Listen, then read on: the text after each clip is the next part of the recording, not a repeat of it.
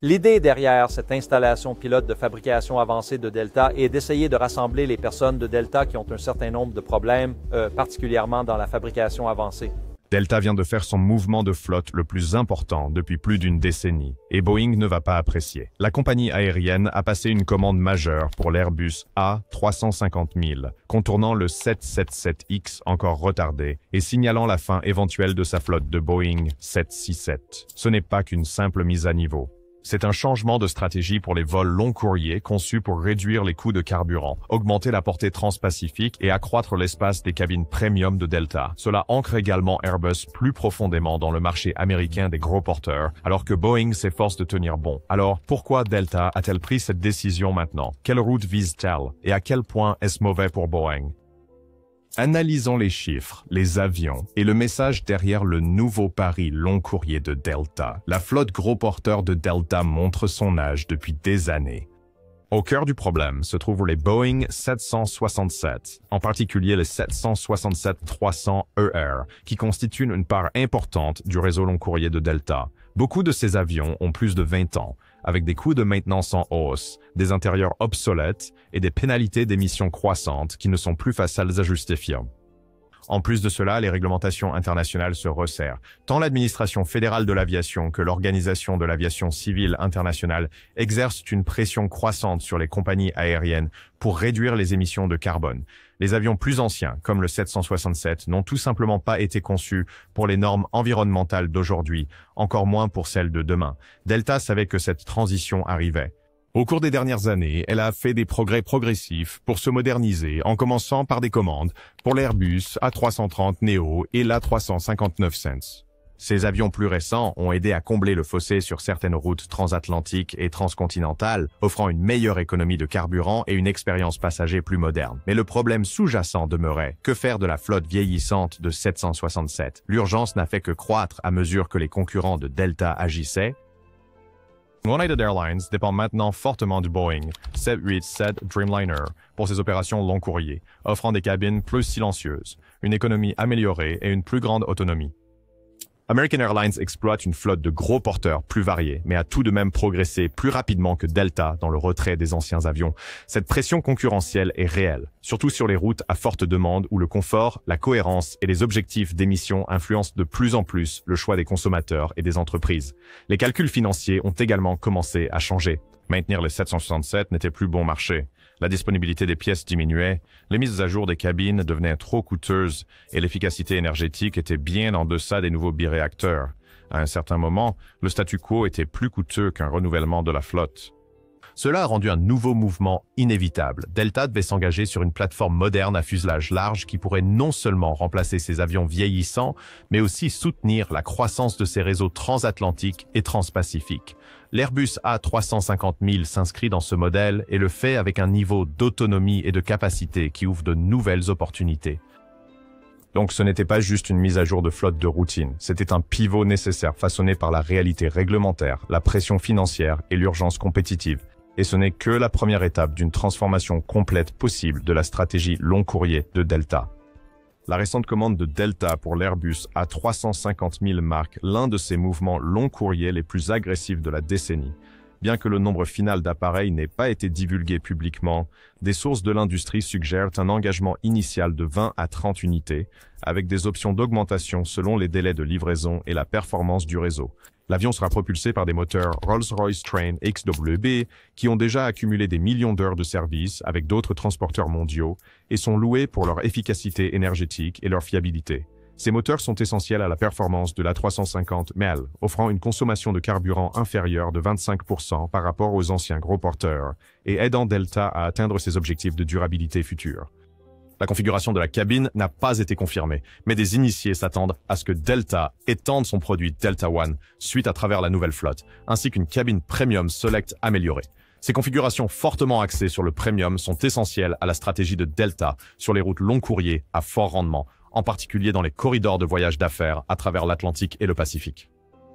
Le fuselage plus large de l'A350 permet également des aménagements de sièges plus spacieux et des configurations améliorées pour la classe économique. Financièrement, la commande est estimée à plus de 7 milliards de dollars au prix catalogue, bien que des réductions pour les grandes commandes et les forfaits de soutien à long terme soient typiques dans les accords de cette envergure.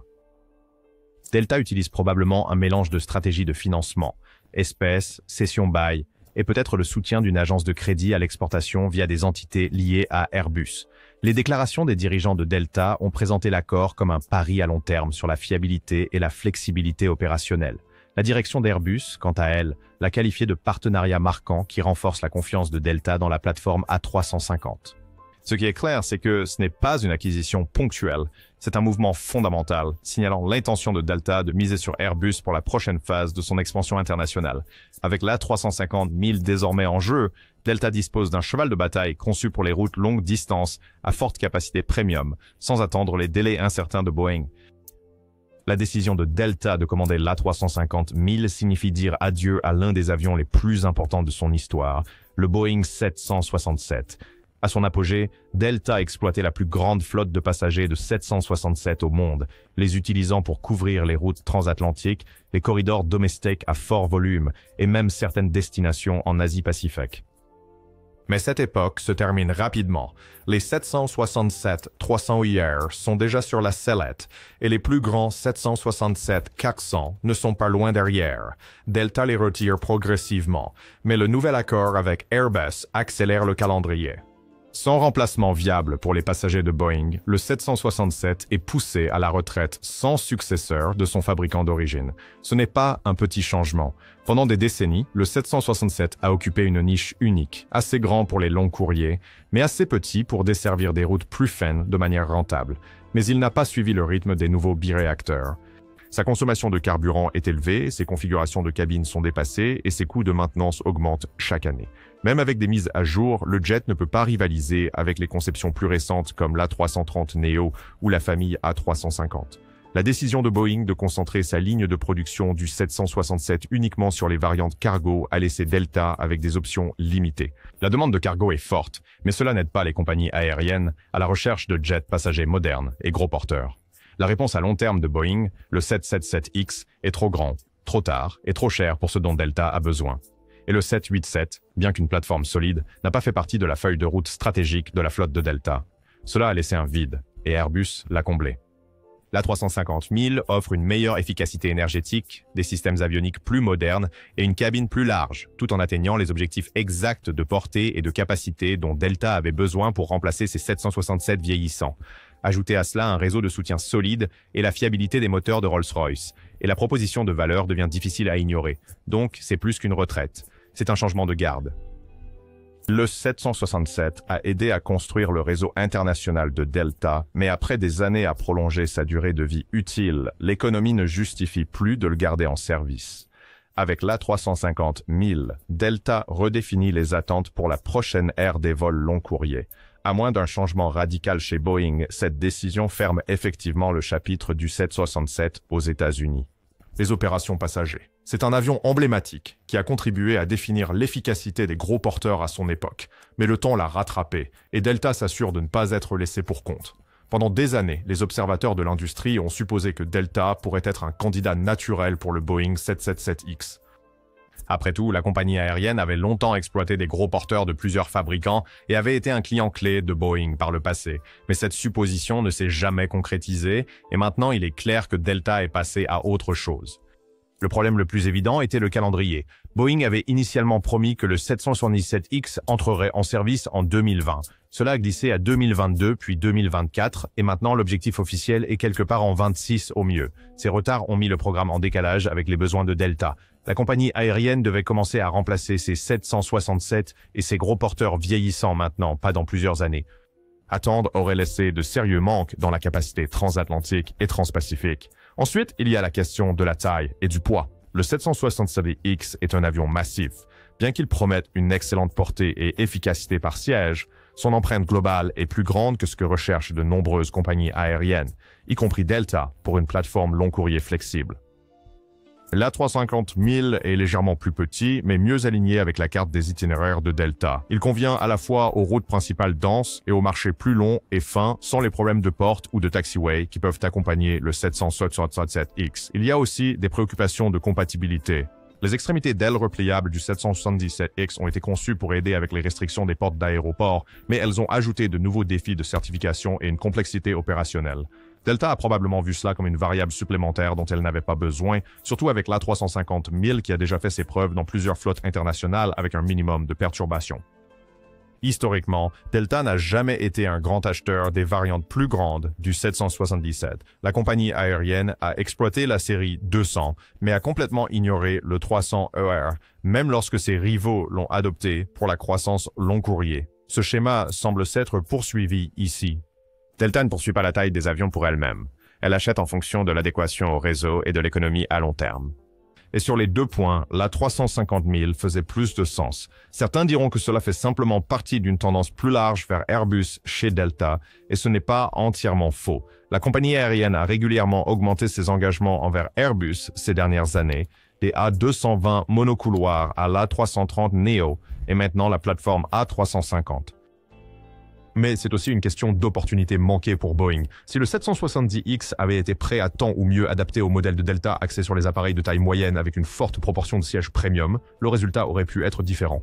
Au lieu de cela, Boeing a proposé un avion tardif, surdimensionné, avec une flexibilité limitée. Airbus est arrivé avec quelque chose de disponible maintenant, optimisé pour les besoins évolutifs de Delta et soutenu par une feuille de route de production claire. Ce n'est pas seulement une question de préférence, c'est une question de confiance, de timing et de risque. Et en ce moment, Delta n'a pas le temps d'attendre que Boeing rattrape son retard. L'une des plus grandes améliorations par rapport au Boeing 767 et même aux anciennes variantes de la 330 est l'autonomie. Avec plus de 8000 miles nautiques de portée, le 350 000 donne à Delta une véritable chance de service sans escale depuis les États-Unis vers l'Asie du Sud-Est. Cela inclut des villes comme Bangkok, Kuala Lumpur et même Ho Chi Minh Ville, des destinations qui nécessitent généralement une correspondance ou un itinéraire vers l'ouest via un hub partenaire. Du point de vue des passagers, ce sont des changements majeurs. Moins de correspondance signifie moins de temps de voyage, moins de bagages perdus et des horaires plus compétitifs. D'un point de vue commercial, cela donne à Delta plus de contrôle sur les flux de trafic, surtout pour les clients d'affaires et les marchés de loisirs à forte valeur ajoutée. Au-delà de l'Asie, l'avion ouvre également un accès plus profond en Afrique et au Moyen-Orient. Delta vole déjà vers Johannesburg et Accra, mais avec les capacités des A350 000, des villes comme Nairobi, Lagos ou même Doha deviennent possibles sans escale depuis les hubs de la côte Est ou du Sud des États-Unis. Ce ne sont pas seulement des marchés agréables à avoir. Ils représentent des zones de croissance clés pour la prochaine décennie de l'aviation mondiale, surtout avec les changements de schéma migratoire et les liens commerciaux à travers les continents. Plus près de chez nous, l'avion est également idéal pour les routes principales à fort volume de Delta. Pensez à JFK vers Heathrow, Atlanta vers Johannesburg, Seattle vers Tokyo Narita. Ce sont des routes où Delta a besoin à la fois du nombre de sièges et de la flexibilité de la cabine. L'A350 000 offre les deux, plus d'espace premium à l'avant et suffisamment de capacité à l'arrière pour maintenir le rendement les jours de pointe. Et parce que l'A350 000 prend en charge les configurations Delta One et Premium Select de Delta, il s'intègre parfaitement dans la stratégie premium évolutive de la compagnie aérienne. Sur les routes à forte demande, Delta peut opter pour des aménagements de cabines avant plus denses pour capter les revenus des entreprises. Sur les routes de loisirs plus longues, elle peut ajuster l'équilibre sans compromettre le confort ou la densité. Cette flexibilité est essentielle pour rester compétitif. Le réseau 787 de United lui a permis d'ajouter de manière agressive de nouvelles routes long courrier. American, avec sa flotte variée de gros porteurs, a testé des services sans escale en Amérique latine, en Europe et en Asie. Pour Delta, la 350 000 est une opportunité de rattraper son retard et peut-être même de prendre de l'avance avec un avion capable de gérer des vols ultra longue distance sans sacrifier l'économie. Il soutient également l'écosystème plus large de SkyTeam. Avec l'A350 000, Delta peut mieux coordonner la capacité avec des partenaires comme Air France, KLM, Korean Air et Saudia. Qu'il s'agisse de co-entreprises ou de partage de code, l'alignement de la flotte est important, surtout lorsque les cabines premium et l'efficacité des horaires font partie de l'argumentaire pour les voyageurs d'affaires. Donc, bien que la plupart de l'attention soit portée sur le jet lui-même, la véritable histoire réside dans la carte qu'il ouvre. Pendant des années, Boeing était le fournisseur par défaut pour les transporteurs historiques américains. Plus maintenant. Avec cette dernière commande de Delta, Airbus a sécurisé une position dominante dans l'un des marchés long courrier les plus compétitifs au monde. La future flotte long courrier de Delta est désormais clairement axée sur Airbus. Entre l'A330neo et l'A350-1000, la compagnie aérienne s'éloigne des plateformes Boeing, non seulement pour le remplacement, mais aussi pour l'expansion à long terme. L'A350 remplit le créneau de grande capacité et longue portée que le 777 de Boeing occupait autrefois. L'A350neo couvre les routes moyen courrier et à plus faible densité. Le 767 est en train de sortir. Le 767X n'est jamais arrivé. Pour Airbus, le message est clair. Ils n'ont pas seulement remporté une commande. Ils ont sécurisé la prochaine décennie de croissance des gros porteurs de Delta. Il est utile qu'Airbus ait un avantage politique et logistique. L'assemblage final de la famille A320 a déjà lieu à Mobile, Alabama. Bien que la ligne A350 reste à Toulouse pour l'instant, Airbus a démontré sa capacité à localiser la production lorsque cela est nécessaire. Cela renforce sa position sur le marché américain, offrant aux clients une couverture face à la pression d'acheter américain et donnant aux législateurs moins de raisons d'intervenir en faveur de Boeing. La stratégie de flotte de Delta donne également à Airbus un avantage interne. En consolidant la maintenance des gros porteurs, la formation des pilotes et les pièces de rechange autour des plateformes Airbus, la compagnie aérienne réduit les coûts d'exploitation à long terme. Les conceptions de cockpit communes aux familles A330 et A350 facilitent la rotation des pilotes et la planification des vols. Les gains d'efficacité sont réels, et Boeing n'a pas de solution équivalente à offrir pour le moment. Comparez cela à United Airlines. United a misé entièrement sur le Boeing 787 pour sa croissance internationale. L'avion est plus léger, basé sur des matériaux composites, et conçu pour des vols internationaux à haute fréquence. Mais le 787 a ses propres problèmes, des pauses de production, des lacunes dans le contrôle de qualité et des contraintes de cabine par rapport à la 350. Et avec Boeing faisant face à un examen accru de la part des régulateurs et des compagnies aériennes, il n'est pas garanti que la stratégie de United paraîtra meilleure dans 5 ans. American Airlines se situe quelque part au milieu, avec un mélange d'anciens Boeing et quelques avions A350.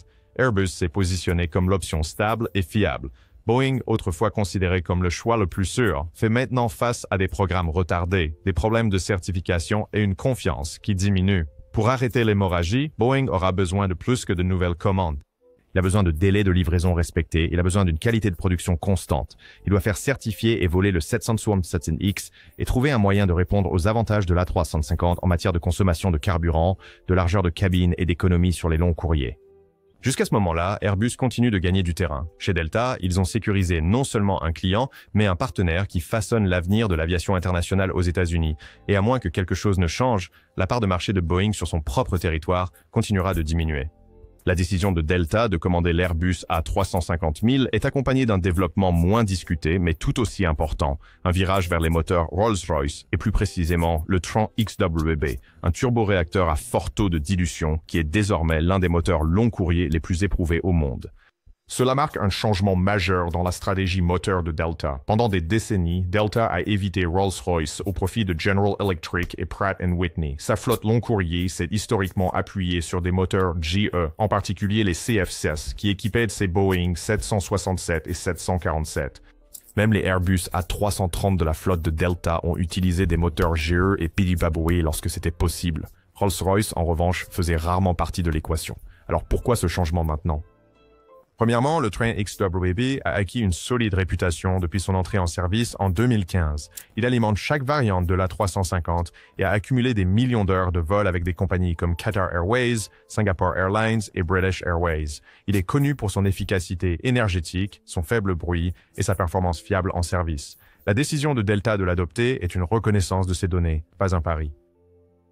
Deuxièmement, les accords de support sont importants. Rolls-Royce a offert à Delta un forfait de soins complet à long terme, un programme de maintenance et de service tout compris qui garantit la prévisibilité des coûts. Pour Delta, cela signifie moins de factures imprévues et une meilleure harmonisation entre les opérations et les budgets de maintenance.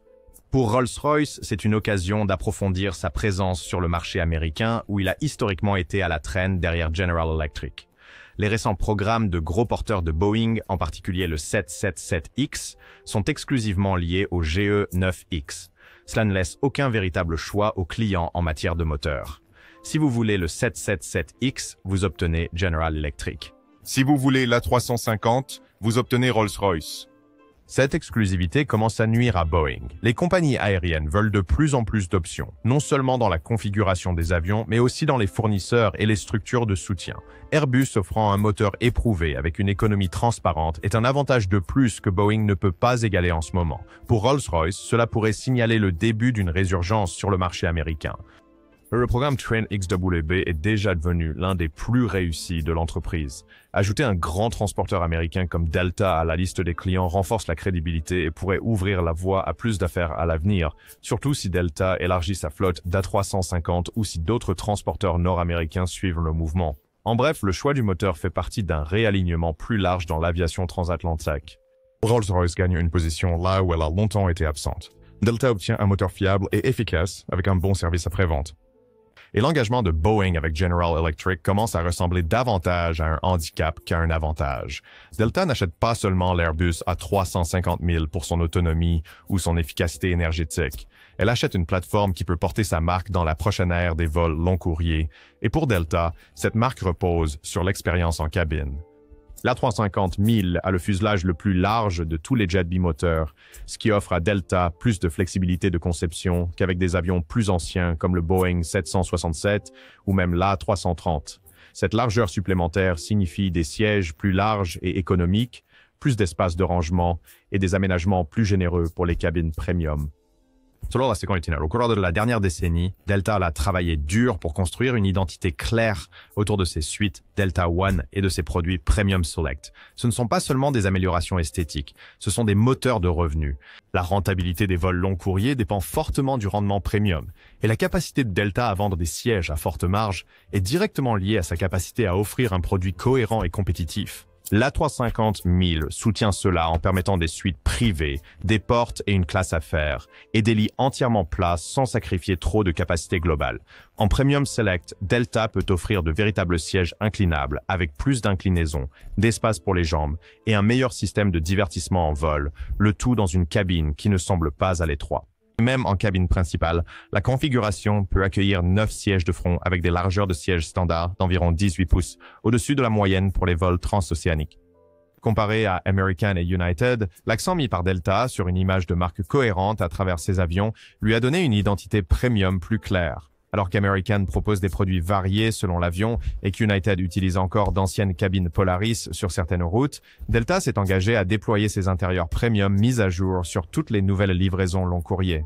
L'A350 000 accélérera ce processus. Cela est également lié à la technologie et au service. Le nouvel avion sera livré avec un Wi-Fi rapide à bord, des écrans de dossier de siège améliorés et un support Bluetooth intégré. Ces fonctionnalités ne sont pas des luxes. Ce sont maintenant des attentes de base pour les voyageurs internationaux, surtout les passagers d'affaires, et ils aident Delta à se positionner comme une compagnie aérienne haut de gamme, sans avoir besoin de surpasser les prix des concurrents.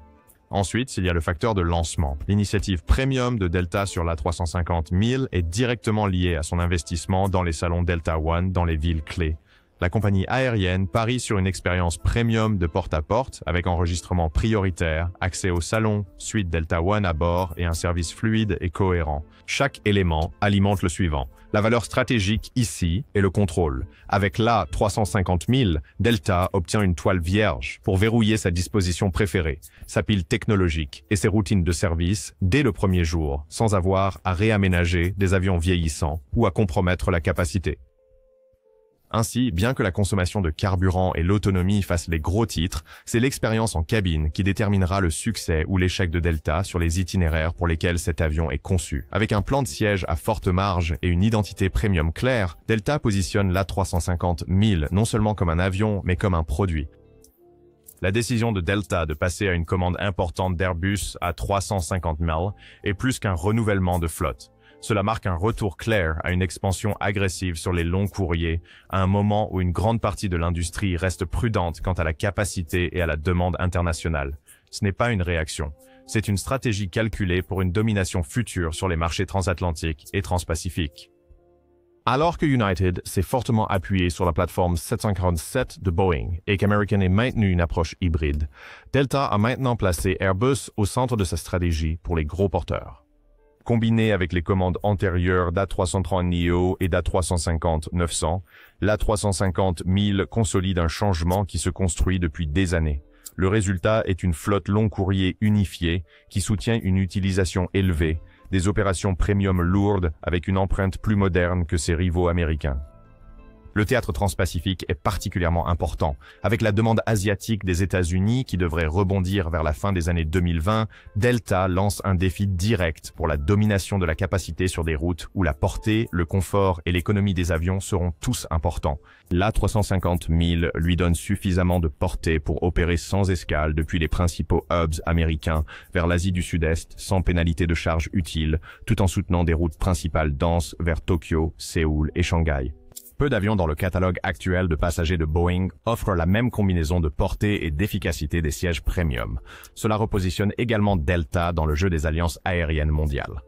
SkyTeam a perdu du terrain ces dernières années face à oneworld et Star Alliance, surtout sur les routes long courrier premium. Mais la nouvelle force des gros porteurs de Delta, combinée avec des partenaires stratégiques comme Air France KLM et Korean Air, lui donne une base plus solide pour rivaliser pour les créneaux mondiaux, les co-entreprises et le trafic d'affaires à haute rentabilité. Les nouveaux avions améliorent la flexibilité des horaires et l'interopérabilité des alliances, qui sont des facteurs clés de la rentabilité à long terme. En interne, ce mouvement ouvre également la voie à une mise à niveau plus cohérente des monocouloirs.